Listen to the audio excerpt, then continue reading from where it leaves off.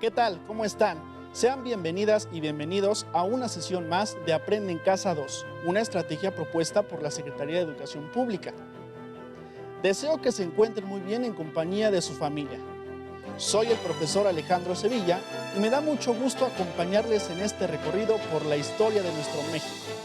Y qué mejor que juntos podamos descubrir y comprender nuestro pasado. Seguramente recordarán que la historia es la memoria de los pueblos y su conocimiento nos ayudará a saber cómo era antes, cómo se ha transformado y cómo es ahora nuestro país. Por ello, a lo largo de esta sesión, analizaremos las consecuencias de la conquista y la colonización española, específicamente la evangelización en Nueva España. ¿Se han preguntado cómo fue el proceso de evangelización? ¿Y cuál es su herencia cultural? Es evidente que la conquista de Tenochtitlan fue el parteaguas para la apertura de nuevas costumbres y tradiciones. Además, sentó las bases para el nacimiento del virreinato de Nueva España. Y bien, antes de iniciar quiero recordar que el lavado de manos, mantener la sana distancia y usar el cubrebocas correctamente al salir de casa ayuda a prevenir el contagio del coronavirus. Por ello, les exhorto a que sigamos practicando estas medidas y así juntos venceremos al COVID-19. Ahora, conozcamos el propósito de la sesión y este es analizar el proceso de evangelización en Nueva España. Por tanto, nos enteraremos de quiénes se encargaron de llevar a cabo la predicación, enseñanza e implementación de la fe católica en los territorios de Nueva España. Además, revisaremos la labor de algunos misioneros que se caracterizaron por denunciar los abusos cometidos por los españoles y ser considerados símbolos de protección para los indígenas. Así que, quédense conmigo para descubrir juntos lo relacionado con la tarea evangelizadora, herencia de la época colonial. Para realizar anotaciones, solo necesitan bolígrafo y cuaderno, y su libro de texto por si desean profundizar y ampliar sus conocimientos acerca del tema en cuestión. A continuación, leeré dos textos conservados en castellano. El primero, recogido por Jerónimo de Mendieta, y el segundo, por Bernal Díaz del Castillo en su libro Historia verdadera de la conquista de la Nueva España. Les sugiero poner mucha atención. Comparto primero el testimonio de Mendieta. Y mientras estos religiosos caminaban para México, los indios andaban tras ellos, como los muchachos suelen seguir a los que causan novedad, y maravillándose de verlos con tan desarrapado traje, tan diferente de la bizardía y gallardía que en los soldados españoles antes habían visto. Y decían unos a otros: ¿qué hombres son estos tan pobres? ¿Qué manera de ropa es esta que traen? No son estos como los otros cristianos de Castilla. Y menudeaban mucho un vocablo suyo diciendo: Motolinia, Motolinia. Y uno de los padres, llamado Fray Toribio de Benavente, preguntó un español que qué quería decir aquel vocablo que tanto lo repetían.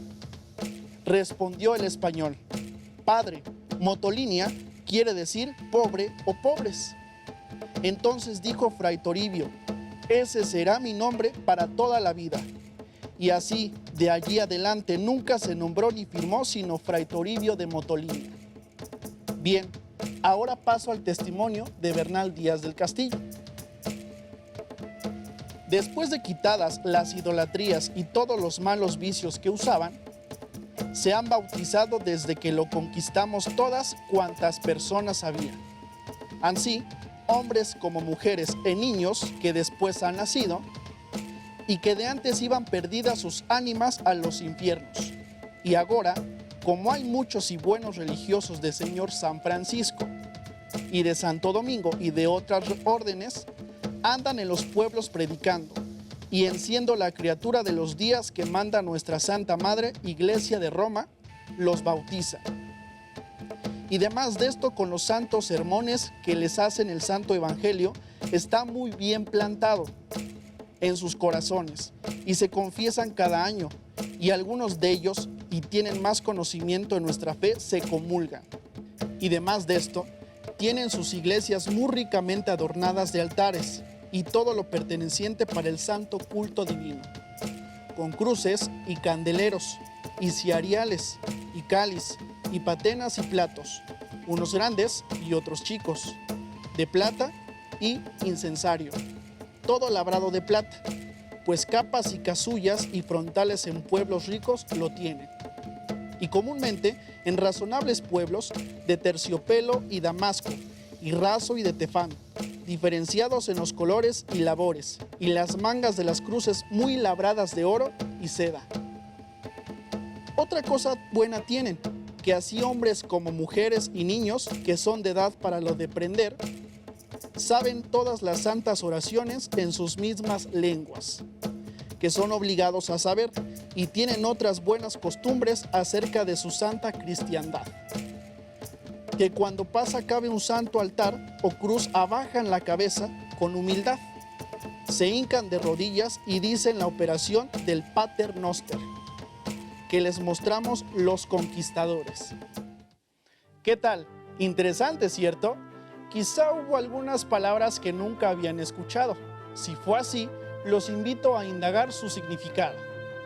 El que no hayan escuchado antes las palabras puede obedecer a que se trata de un castellano antiguo. Por tanto, algunos términos están en desuso o han cambiado su redacción o significado. Como sabrán por sus clases de lengua materna, el lenguaje se compara con un ser vivo. Hay palabras de nueva creación, como si nacieran. Hay palabras que se conservan por mucho tiempo.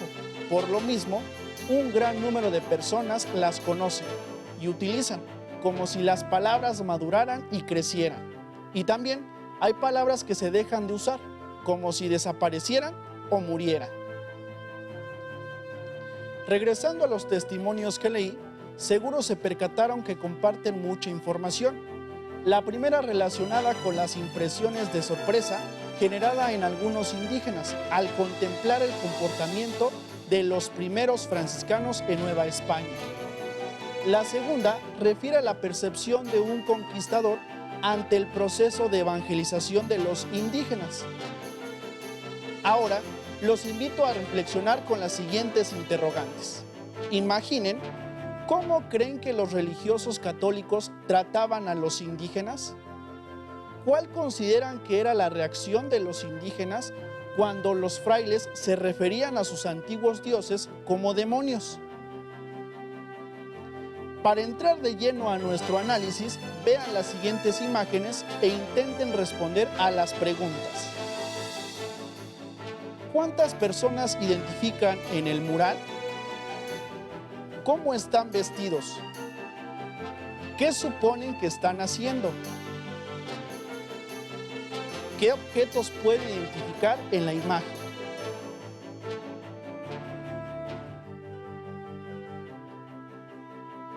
¿Quiénes están ahí? ¿Qué actitud muestran? ¿Qué objetos observan? ¿Qué creen que represente la imagen?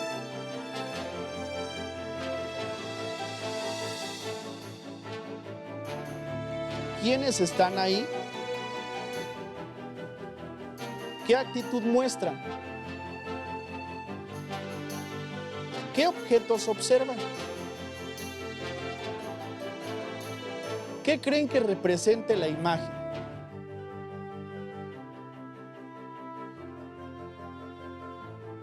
¿Qué observan en las imágenes? ¿Qué creen que representen? ¿Cuál creen que haya sido el uso que le dieron?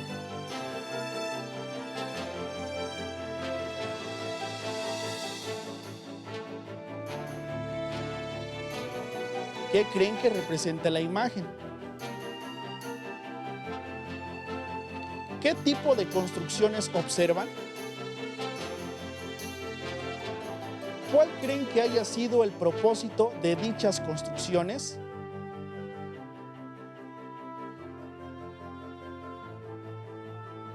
Como seguramente ya saben, tras la caída de la Gran Tenochtitlan, el ejército vencedor, encabezado por Cortés y los españoles, ocupó el lugar que los mexicas tenían en el liderazgo mesoamericano. Para muchos pueblos de la región, no resultó extraño entregar tributos a los nuevos conquistadores, pues ya lo pagaban a los integrantes de la Triple Alianza. Ante el sometimiento español, la mayoría de los indígenas fueron obligados a renunciar tanto a la veneración de sus dioses como a la realización de ceremonias rituales. Este posiblemente resultó más complicado. Por tanto, los conquistadores emplearon prácticas violentas e incluso sangrientas. Algunos otros pueblos, principalmente inconformes con los mexicas, decidieron aliarse con los españoles. Esto implicaba la sumisión al rey de España y la aceptación del cristianismo como religión única y verdadera. Para conocer un poco más acerca del proceso de conquista espiritual, veamos el video Evangelización y manuscritos en lenguas indígenas. Consumada la conquista militar de los pueblos indígenas, la corona española tuvo una gran preocupación: la evangelización del nuevo territorio como una forma de consolidar su dominio a través de la tradición católica y el conjunto de ideas, sentimientos y costumbres que la integraban. La evangelización de la Nueva España resultó un poco más ordenada y metódica a partir de 1524, año en que llegaron los primeros misioneros franciscanos, mejor conocidos como los 12. A ellos se sumarían más tarde agustinos, dominicos, jesuitas y mercedarios. La labor de los frailes no resultó fácil. El primer obstáculo con el que tropezaron fue la multiplicidad lingüística del territorio que tenían que evangelizar. Los misioneros supieron que el conocimiento de estas lenguas era esencial para su labor evangelizadora, aunque el enorme abanico de voces, en principio, les causó un gran problema.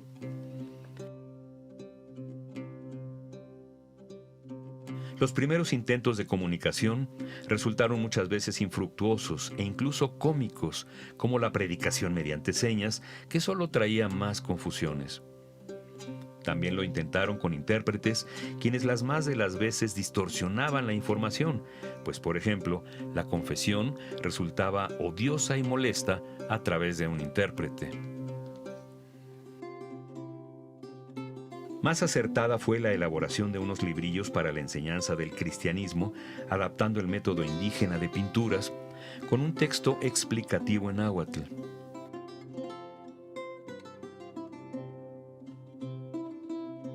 Hoy día, estos manuscritos son conocidos como catecismos testerianos, en honor a Fray Jacobo de Testera, a quien se le atribuye su invención.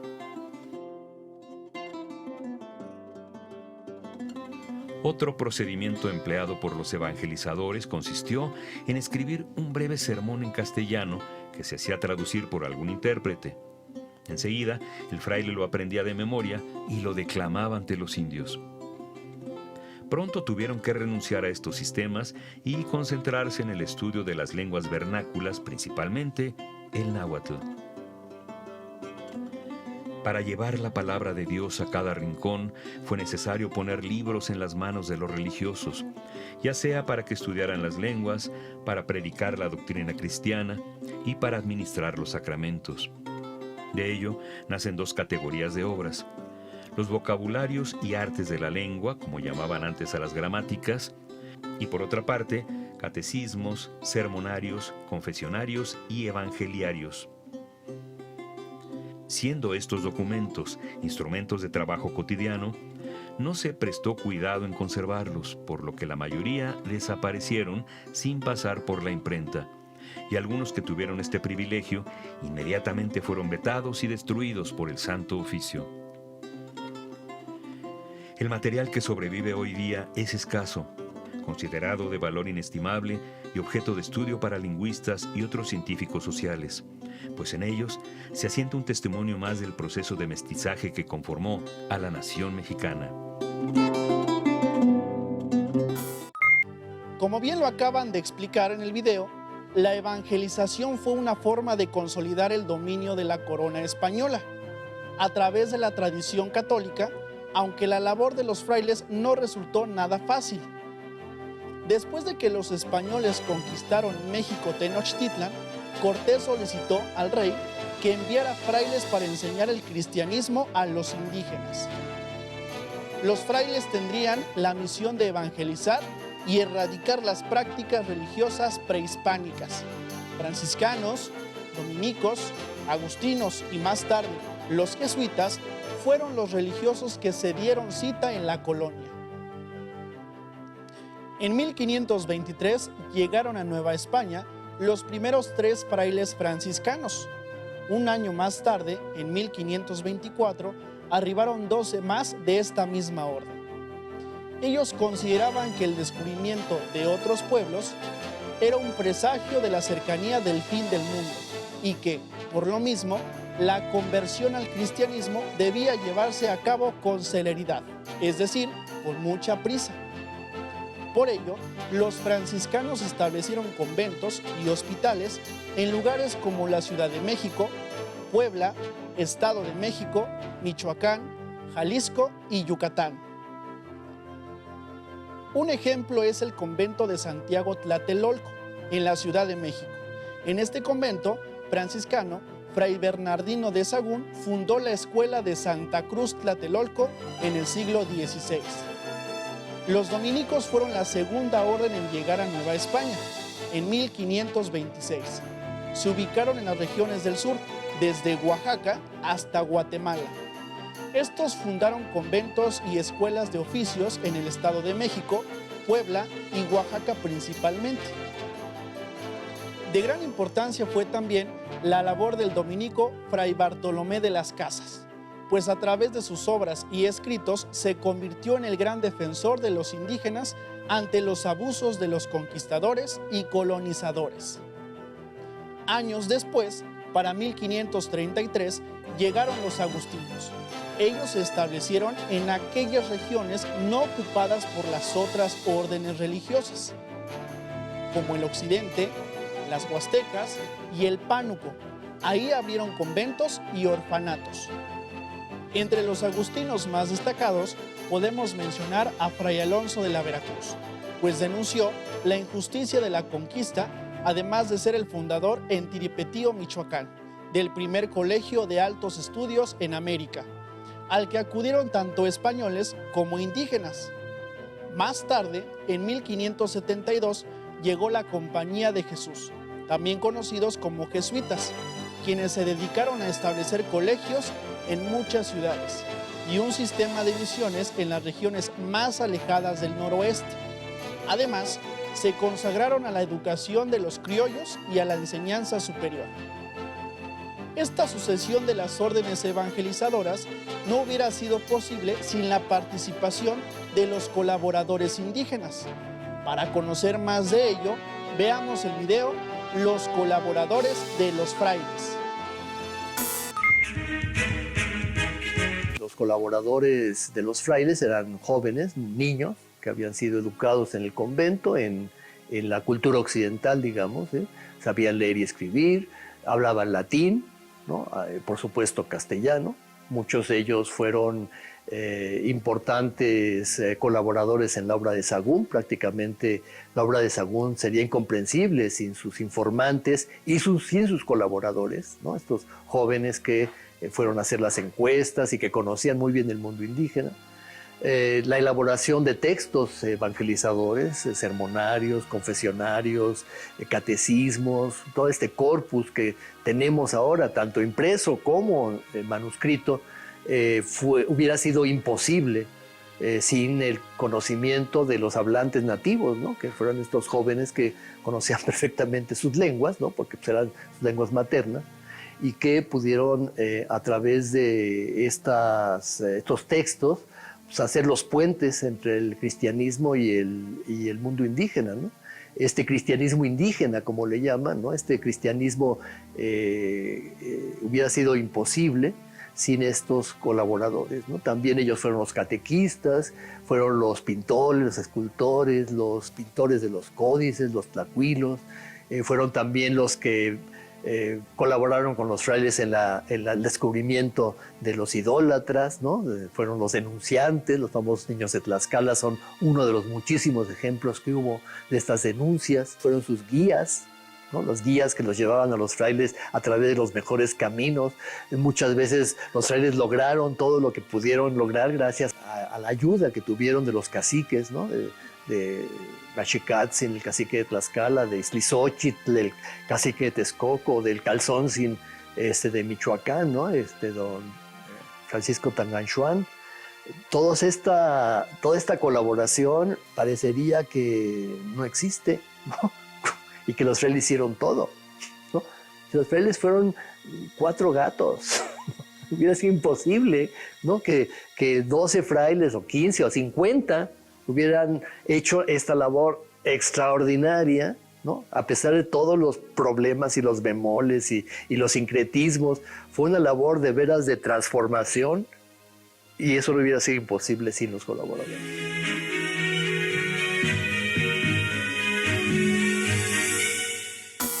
Sin duda, gran parte de los documentos, tanto impresos como manuscritos, hubieran sido imposibles de redactar sin el conocimiento de los hablantes nativos. Y seguro que se estarán preguntando, ¿cómo lograron comunicarse los frailes con los indígenas? Pues bien, utilizaron todo tipo de recursos. Elaboraron dibujos similares a la de los códices para escribir las oraciones y enseñanzas. Decoraron los techos de las capillas con diferentes escenas religiosas. Aprovecharon el gusto de los indígenas por el teatro y la música para recrear pasajes religiosos en pequeñas obras de teatro y realizaron fiestas con música y canto. Ahora bien, es conveniente mencionar que llegaron a Nueva España 2 tipos de religiosos, los que pertenecían al clero regular y los del clero secular. El clero regular estaba constituido por las órdenes religiosas ya mencionadas anteriormente y obedecían directamente a Roma. El clero secular estaba formado por los sacerdotes, obispos, párrocos, que no pertenecían a ninguna orden religiosa y se encontraban ligados a la sociedad civil. En general, los frailes fueron personas comprometidas con la defensa del indígena, aunque también había intereses políticos y económicos en las órdenes. Entre los frailes más destacados de este periodo podemos mencionar a Fray Toribio de Benavente, mejor conocido como Motolinia. Seguro recuerdan por qué lo llamaban así, pues lo mencionamos en la primera lectura. Fray Juan de Zumárraga, primer obispo de Nueva España, y Fray Bernardino de Sahagún, quien dejó uno de los más importantes testimonios de la historia, costumbres y tradiciones de los indígenas en su obra Historia General de las Cosas de Nueva España, una de cuyas versiones es conocida como el Códice Florentino, elaborado en el Colegio de Santa Cruz, Tlatelolco. Bueno, lamento decirles que estamos por llegar al final de nuestra sesión. Como pudieron darse cuenta, la conversión de los indígenas al cristianismo no solo significó que los frailes les enseñaran el catecismo y las principales creencias de la religión cristiana. El proceso de evangelización también supuso la transformación de muchas costumbres cotidianas, como fue, entre otras, la implantación del matrimonio cristiano y que los indígenas empezaran a cubrir ciertas partes de su cuerpo con ropa. Además, durante este proceso, los frailes enseñaron a los indígenas a hablar castellano y algunos de ellos latín, a fabricar instrumentos musicales occidentales, a cantar en los coros de la iglesia, a participar en las fiestas de los santos y a ir a misa y a practicar los sacramentos. ¿Saben? Les tengo un reto. En una breve historieta de solo 4 viñetas, intenten explicar el proceso de evangelización en Nueva España. Recuerden que pueden utilizar imágenes, dibujos, textos breves y, por supuesto, onomatopeyas. Como saben, por lo visto en sus clases de lengua materna o de artes, las onomatopeyas son los sonidos naturales o provocados que se escriben y evocan a qué o a quién los provoca. Ejemplo de los primeros serían el característico chipi chipi de la lluvia, el guau guau, o sea, el ladrido del perro o demás sonidos emitidos por ciertos animales, entre otros. Como ejemplo de los sonidos provocados serían el plash, el punch, zas, que evocan caídas, contactos, separación o golpes de objetos o personas. Para superar el reto y ampliar más sus conocimientos sobre lo que vimos en estos minutos, pueden consultar el libro de texto de tercer grado de secundaria y pedir apoyo a sus maestros. Así es como hemos llegado al final de esta sesión, pero descuiden, nos veremos pronto y continuaremos conociendo nuestro pasado. Soy Alejandro Sevilla. Hasta la próxima. Si tienes dudas o necesitas ayuda, llama al Centro de Apoyo Pedagógico a Distancia. El número de teléfono para secundaria es el 55 36 01 71 23. Si requieres consultar los libros de texto en versión digital, recuerda que los puedes encontrar en la página conalitec.cep.gov.mx. Y recuerda que también cuentas con el sitio aprendeencasa.cep.gov.mx, en donde podrás ver nuevamente los videos de los programas y además encontrarás actividades para fortalecer tus aprendizajes.